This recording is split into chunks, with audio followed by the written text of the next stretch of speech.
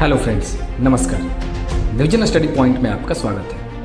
Number system के question practice series का यह चौथा वीडियो है। इस वीडियो में पिछले वीडियो से आगे के प्रश्नों की चर्चा की गई है। तो चलिए शुरू करते हैं इस वीडियो के पहले प्रश्न से।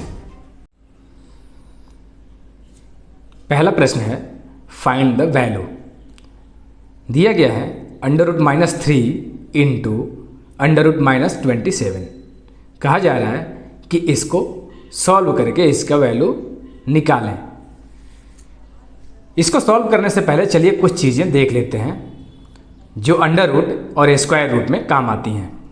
वैसे जब हम डिटेल में पढ़ेंगे, जब हम रूट और स्क्वायर रूट का चैप्टर पढ़ेंगे, उस समय रूट से जुड़ी हुई सभी चीज़ों की होल डिटेल में चर्चा करेंगे। फिलहाल यहाँ हम इस क्वेश्चन को सॉल्व करने में ज़रूरी कुछ चीज़ें जो हैं उसे हम देख लेते हैं। देखते हैं यह होता है ये चीज़ें कि √A into √B is equal to होता है अंडर रूट में A into B is equal to √AB। उसी तरह से under root A into √-1 is equal to होता है √A into -1 is equal to √-A। वहीं √-A into √-B is equal to होता है अंडर रूट में -A इंटू -B। ये हो जाता है is equal to minus under root में AB। यहाँ क्या हुआ है कि अंडर रूट के अंदर जो भी चीज़ें जोड़े में होती हैं वो अंडर रूट से बाहर निकल के एक हो जाती है। यानी कि अगर यहाँ पे सेम चिन्ह यानी माइनस के दो चिन्ह मौजूद हैं और इनका मल्टीप्लाई है, तो ये बाहर निकल के जोड़ा एक चिन्ह बन जाता है और अंडर रूट में बच जाता है A इंटू B। चलिए इस क्वेश्चन को सॉल्व करते हैं। यहाँ दिया गया है √-3 इंटू √-27। तो इसका आंसर होगा अंडर रूट में -3 इंटू -27। जैसा कि हम यहाँ देख चुके हैं कि √A इंटू √B होता है अंडर रूट में A इंटू B। उसी तरह से √-3 इंटू √-27 इजकल टू हो जाता है अंडर रूट में -3 इंटू -27। हम यहाँ देख रहे हैं कि माइनस इंटू माइनस, यहाँ दो माइनस का मल्टीप्लाई है। ये रूट के बाहर निकल करके एक माइनस हो जाता है। अब अंडर रूट में बच जाता है 3 इंटू 27। जैसा कि हम जानते हैं कि 27 में 3 से मल्टीप्लाई करें तो ये हो जाता है अंडर रूट में 81 और ये माइनस पहले से मौजूद है। अब ये हो जाता है 81 का वर्गमूल होता है। 81 का मतलब ये होता है कि अंडर रूट में 9 इंटू 9। अगर हम 9 का मल्टीप्लाई करें या 9 का स्क्वायर करें 2 बार या 9 का 2 बार मल्टीप्लाई करें तो ये होता है 9×9 81। फिर हम देख रहे हैं कि ये जोड़े में मल्टीप्लाई हो रहा है, तो फिर अंडर रूट यहाँ समाप्त हो जाएगा और 2 9 के बदले 1 9 बच जाएगा। यानी अंडर रूट गायब हो जाएगा, माइनस का चिन्ह पहले से मौजूद है और 2 9 के बदले 1 9 लिख देंगे और अंडर रूट गायब हो जाएगा। इस तरह से हमारा आंसर आया -9। तो इस ऑप्शन में हमारा आंसर होगा B। अगला क्वेश्चन है, दिया गया है √-4 इंटू √16। मैथ में कहीं कहीं डॉट का मतलब इंटू भी होता है। इस तरह से √-4 इंटू √16 का वैल्यू निकालने के लिए यहाँ पे कहा जा रहा है। और यहाँ 4 ऑप्शन दिए गए हैं। जब हम इसे सॉल्व करते हैं तो ऊपर देख चुके हैं कि under root A into under root B is equal to होता है अंडर रूट ए बी। तो हम इसे जब सॉल्व करते हैं तो ये हो जाता है अंडर रूट में -4 इंटू 16, ये हो जाता है 16 इंटू 4 इजकल टू 64, यानी अंडर रूट में -64। 64 को हम लिख सकते हैं अंडर रूट में -1 इंटू 8 इंटू 8, यानी 8 का स्क्वायर इजकल टू होता है 64, या यूं कहें 8 का अगर 2 बार मल्टीप्लाई किया जाए तो हमें प्राप्त होता है 64। अब हम ऊपर जान चुके हैं कि रूट के अंदर जोड़े की चीज़ें निकल करके एक हो जाती है, यानी जो साइन या अंक रूट के अंदर जोड़े में हो, जोड़े के रूप में हो, यानी 2 हो, उसे हम जब रूट से बाहर निकालते हैं तो वो निकल करके 1 निकलता है, यानी जोड़े वाली चीज़ें निकल के 1 आती हैं। तो यहाँ जोड़े में है 8, तो इसे हम रूट से बाहर निकाल देते हैं 8 इंटू, जब हम ये जोड़ा निकाल देते हैं तो इसके रूट के अंदर बचता है -1। तो हमारा आंसर होगा 8 अंडर रूट -1। इस तरह से हमारा ऑप्शन सी यहाँ पर सही है, 8 अंडर रूट -1। अगला क्वेश्चन देखते हैं। अगला क्वेश्चन एक स्टेटमेंट के रूप में है। क्वेश्चन है अंडर रूट 784 के लिए निम्न कथनों पर विचार करें। इसमें कहा जा रहा है कि नीचे कुछ स्टेटमेंट्स दिए गए हैं अंडर रूट 784 के लिए। इन कथनों में से अंडर रूट 784 के लिए कितने कथन सत्य हैं? तो चलिए पहले हम सबसे पहले देखते हैं कि अंडर रूट 784 का मतलब क्या होता है। अंडर रूट 784 का मतलब होता है कि 784 के वर्गमूल हमें निकालना है।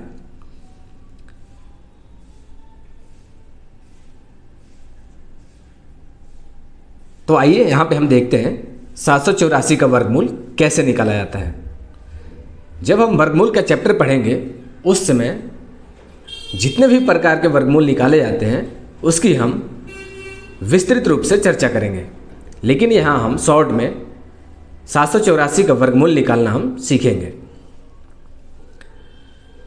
जिसका वर्गमूल निकालना होता है उसे हम लिख लेते हैं 784। हम यहाँ क्या करते हैं कि जिस संख्या का हमें वर्गमूल निकालना होता है उसके दाहिने तरफ से जोड़ा लगाना शुरू करते हैं। इस संख्या में 3 अंक हैं। जाहिर सी बात है अगर हम जोड़ा लगाना शुरू करें दाहिने साइड से इधर से तो 84 एक जोड़ा हुआ, फिर यहाँ पे 7 बचता है, यानी कि अब जोड़े के लिए पर्याप्त राशि नहीं है। ऐसे में हम जो संख्या बचता है 7, सबसे पहले हम उसे सॉल्व करेंगे। मान लीजिए अगर इस जोड़े के लिए यहाँ कोई अंक मौजूद होता तो हम उसे जोड़ा लगा देते और वहाँ भी हम सबसे पहले इसी जोड़े को सॉल्व करते। अब हम क्या करते हैं कि जब जोड़ा लगा लेते हैं तो इस संख्या में जोड़ा लगाने के बाद 7 बचा है। 7 को हल करने के लिए सबसे पहले हम ये देखते हैं कि कौन सी वो 2 संख्याएं हैं जिनका स्क्वायर करने पर, यानी कि जिनका 2 बार मल्टीप्लाई करने पर या तो 7 आए या 7 से छोटा सबसे करीब आए, यानी कि वैसी कौन सी 2 संख्याएं हैं, सेम 2 संख्याएं जिनको मल्टीप्लाई करने पर या तो 7 आ जाए या 7 के सबसे नज़दीक छोटा, यानी 7 से छोटा सबसे नज़दीक है। हम जब चेक करते हैं तो चेक करने का तरीका यही है कि आपको बारी बारी से इसके लिए चेक करना पड़ेगा। तो 1 इंटू 1 करने पे 1 आता है, जब हम 2 इंटू 2 करते हैं तो 4 आता है, 3 इंटू 3 करेंगे तो 9 आ जाता है, 9 7 से बड़ा हो जाता है। ऐसे में हम 2 इंटू 2 करेंगे। अब हमने क्या किया कि 2 का 2 बार मल्टीप्लाई किया, ऐसे में इस 2 बार मल्टीप्लाई के लिए 2 के लिए एक 2 हम यहाँ पे लिख देते हैं 2। इसका जो मल्टीप्लाई आया 4 हम यहाँ लिख देते हैं और इस 4 को 7 में से माइनस कर देते हैं। 7 - 4 = आ गया 3। इस स्टेज पे क्या करते हैं कि मल्टीप्लाई तो हम यहाँ करते हैं, लेकिन इसका जो मल्टीप्लाई का जो वैल्यू आता है उसे हम यहाँ लिखते हैं, लेकिन इस स्टेज पे हम इसे ऐड कर देते हैं। 2 + 2 = 4।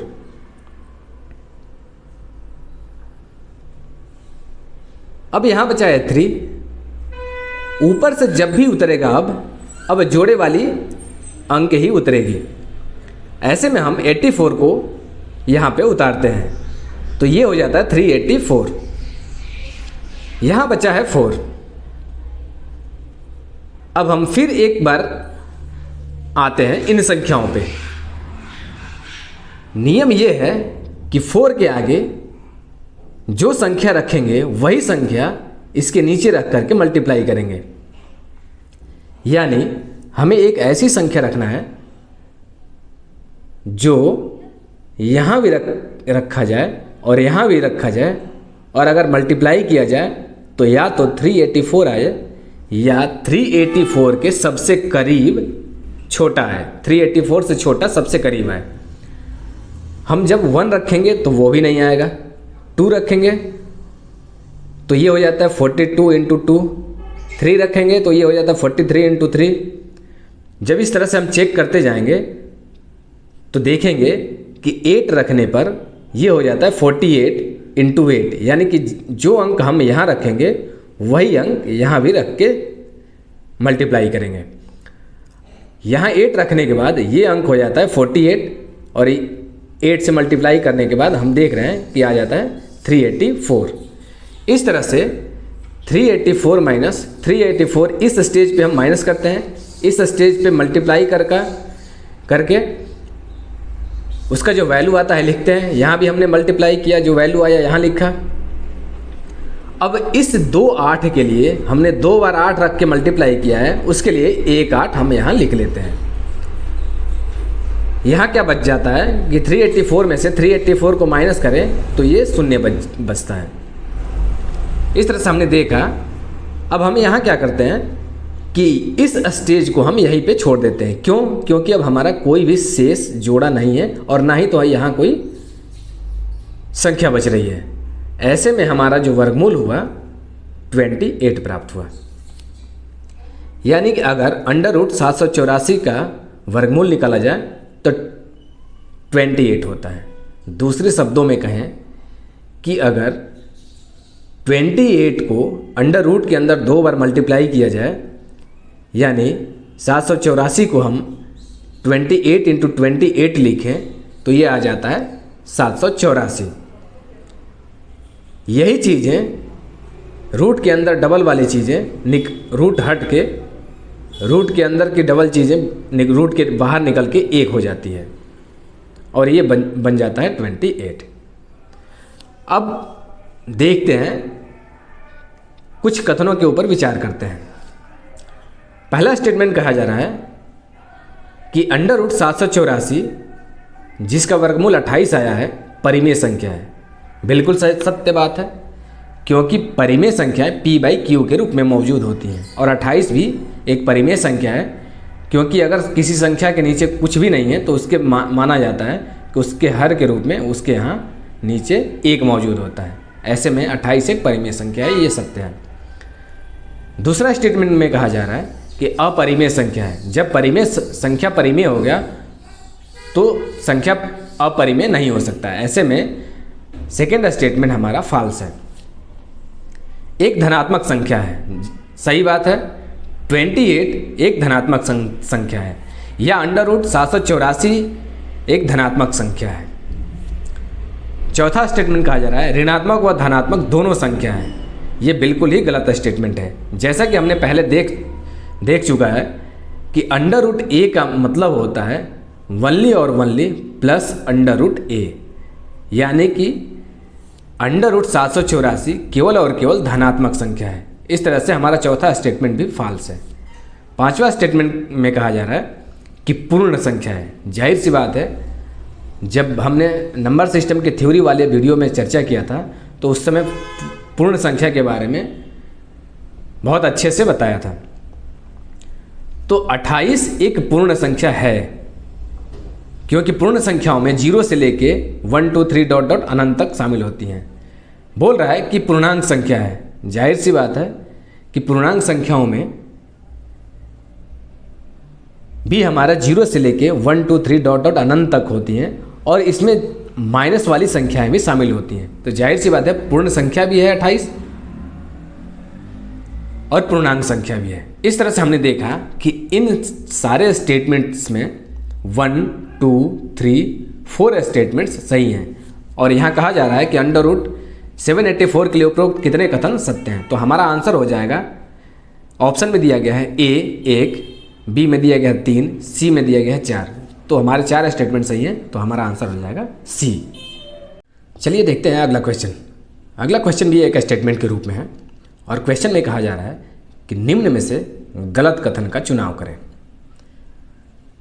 कुछ स्टेटमेंट्स दिए गए हैं और कहा जा रहा है कि इनमें से जो स्टेटमेंट गलत है उनका चुनाव करें। चलिए ए में जो स्टेटमेंट दिया गया है उसको देखते हैं। ए में कहा जा रहा है कि दो परिमेय संख्याओं का योग परिमेय संख्या होता है। यह स्टेटमेंट बिल्कुल ही सत्य है। जैसा कि हमें पता है कि अगर हम दो परिमेय संख्याओं को ऐड करें, जोड़ें, जैसे कि 2 एक परिमेय संख्या है, 3 भी एक परिमेय संख्या है। परिमेय संख्या का मतलब जिन्हें हम p/q के रूप में व्यक्त कर सकें, और 2 और 3 को जब हम जोड़ते हैं तो आता है 5। 5 भी एक परिमेय संख्या है। इस तरह से हमारा स्टेटमेंट ए सत्य है। बी देखते हैं, दो अपरिमेय संख्याओं का योग हमेशा अपरिमेय संख्या होता है। यह बिल्कुल सत्य है। क्यों? अपरिमेय संख्या वैसी संख्याएं होती हैं, वे संख्याएं जो रूट के अंदर मौजूद हों और जिनका वर्गमूल हम ठीक ठीक प्रकार से नहीं निकाल सके, या आवर्त संख्याएं भी अपरिमेय संख्याएं कहलाती हैं, जिसे हम रेकरिंग नंबर कहते हैं, जो दशमलव के बाद जिनका वैल्यू अनंत तक जाता है। तो जब हम दो अपरिमेय संख्याओं का योग करते हैं तो हमेशा और हमेशा उनका योग अपरिमेय संख्या ही होता है। इस तरह से हमारा ऑप्शन बी भी सत्य है। सी ऑप्शन देखते हैं, एक परिमेय तथा एक अपरिमेय संख्या का योग हमेशा अपरिमेय संख्या होता है। यह स्टेटमेंट भी सत्य है, क्योंकि अगर हम एक परिमेय और एक अपरिमेय संख्या का योग करें तो हमेशा अपरिमेय संख्या ही प्राप्त होगा। ऑप्शन डी देखते हैं कि दो अपरिमेय संख्याओं का योग एक पूर्णांक संख्या हो सकता है। यह स्टेटमेंट बिल्कुल ही गलत है। क्यों? जैसा कि हम जानते हैं कि पूर्णांक संख्या में नेचुरल नंबर प्राकृत संख्या यानी 1 से लेकर अनंत तक की संख्याएं, फिर पूर्ण संख्या जिसमें 0 शामिल हो और 1 2 से लेके अनंत तक की संख्याएं शामिल हो, और पूर्णांक संख्या माइनस में जाने वाली संख्याएं भी -1 -2 डॉट डॉट इन्फिनिटी तक की संख्याएं शामिल होती हैं। यानी पूर्णांक संख्याओं में 0 से लेके 1 2 3 अनंत तक, और इधर -1 2 -3 से लेके अनंत तक माइनस में संख्याएं पूर्णांक संख्याएं कहलाती हैं। ऐसे में दो अपरिमेय संख्याओं का योग कभी भी पूर्णांक संख्या के रूप में प्राप्त नहीं हो सकता, क्योंकि जाहिर सी बात है कि जब दो अपरिमेय संख्या हैं तो वो यानी कि वो रेकरिंग नंबर के रूप में मौजूद होती हैं। उनका वैल्यू दशमलव के बाद हम ठीक ठीक प्रकार से नहीं निकाल सकते हैं। ऐसे में स्टेटमेंट डी हमारा बिल्कुल ही गलत है, इसलिए हमारा आंसर होगा डी। अगला क्वेश्चन दिया गया है 126 × 101 प्लस 731 × 25। जैसा कि हमें पता है कि 101 को हम 100 + 1 के रूप में लिख सकते हैं, और ये हो जाता है 126 × 100 + 1।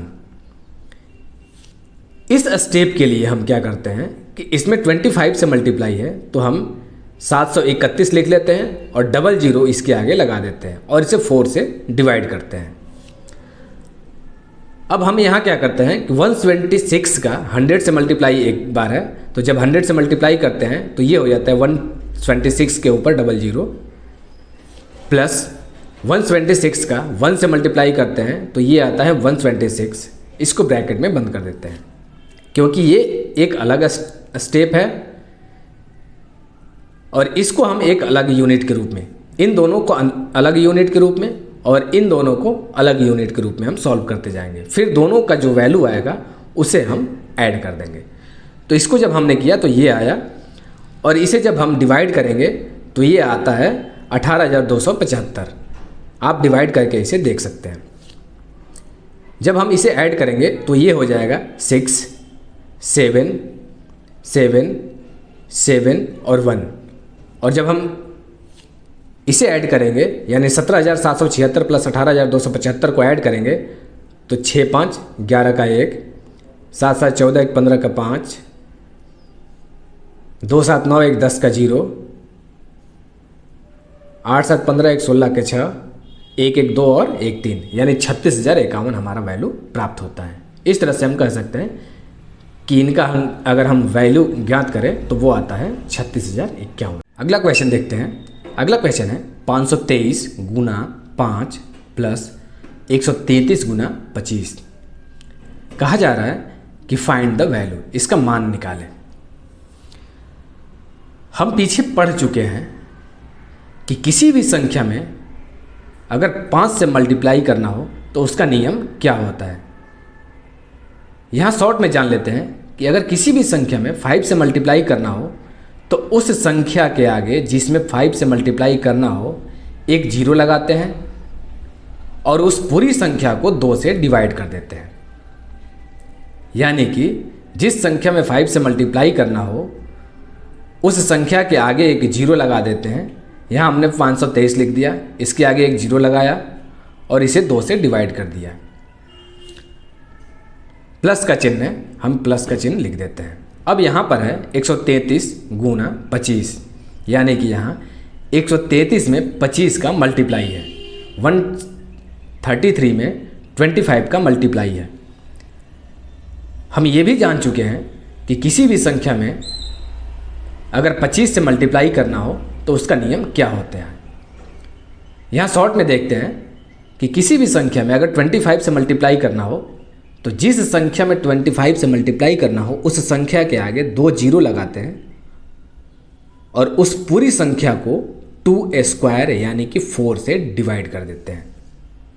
ऐसे में जब हम इसे डिवाइड करते हैं तो ये हो जाता है 2 2 जा 4, 1 बचा यहाँ पे, ये 12 हो गया, 2 6 जा 12, 0 बचा, ये 3 आया, 1 टाइम में जाएगा, 2 1 जा 2, 2 5 जा 10, ये आया 2615। प्लस जब हम इसे भी सॉल्व करेंगे, इसे डिवाइड करेंगे, इस संख्या को 4 से डिवाइड करेंगे तो ये आता है 4 3 12, फिर 4 3 12, 4 दूना 8, 4 5 20, ये आ जाता है 3325। जब हम इसे ऐड करते हैं तो 5 5 10 का 0, 2 1 3 1 4, 6 और 3 9, 3 और 2 5, ये हमारा जो फाइनल वैल्यू आया 5940। अगर हम चाहते तो हम इसे बहुत ही आसानी तरीके से मौखिक रूप से सॉल्व कर सकते हैं इस स्टेप को। जैसे कि हमने कहा कि जब किसी संख्या में 5 से मल्टीप्लाई करना हो तो उस संख्या के आगे एक जीरो बिठा लीजिए। जीरो बिठाने के बाद ये संख्या बन जाता है 5230, यानी कि 5230 का आधा करना है। हम हर स्टेप को इधर से पकड़ के यानी इस साइड के स्टेप से पकड़ के आधा करते चले जाते हैं। जैसे 5000 का अगर हम आधा करें तो कितना होता है 2500 यानी 2500। ये सैकड़े पे है, 200 है तो 200 का आधा कितना होता है 100, तो 2500 और प्लस 100 बराबर 2600 यानी 2600। और ये 30 है, 30 का आधा कितना हुआ 15 यानी 15। तो मौखिक रूप से हम इसे आधा कर सकते हैं और ये हो जाता है 2615। इस तरह से हम कैलकुलेशन को कुछ आसान बना सकते हैं। तो चलिए अगला क्वेश्चन देखते हैं। अगला क्वेश्चन है 176 गुना 101 प्लस 731 गुना 25 यानी कि 126 इंटू 101 प्लस 731 इंटू 25। इसे सॉल्व करने के लिए हम सबसे पहले इस स्टेप को सॉल्व करते हैं, साथ ही साथ इस स्टेप को एक साथ हम सॉल्व करेंगे। हम यहाँ क्या करते हैं कि यहाँ दिया गया है कि 126, तो 126 को हम ज्यों का त्यों लिख लेते हैं। जैसा कि हमें पता है कि 101 को हम लिख सकते हैं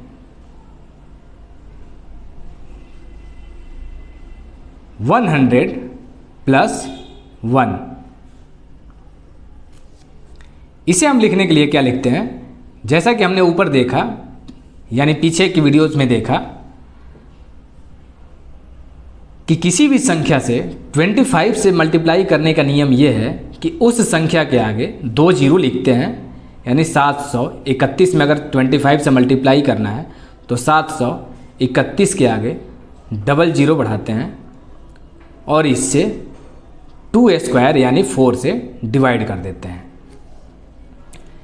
इसका मतलब ये हुआ यहाँ पर कि 176 इंटू 100 का मल्टीप्लाई एक बार है और यहाँ 176 इंटू 1 के साथ मल्टीप्लाई एक बार है।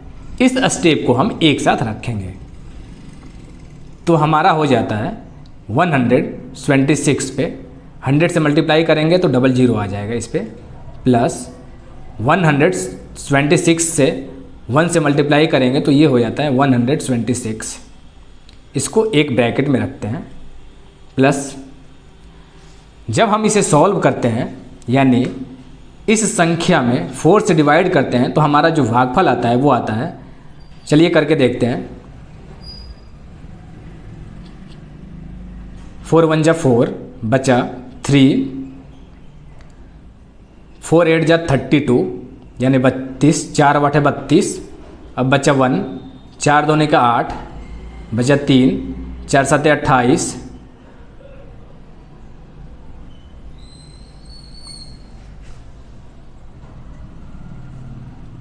अब बचा 2, 4 5 20। हमारा जो वैल्यू आया भागफल आया 18,275 आया।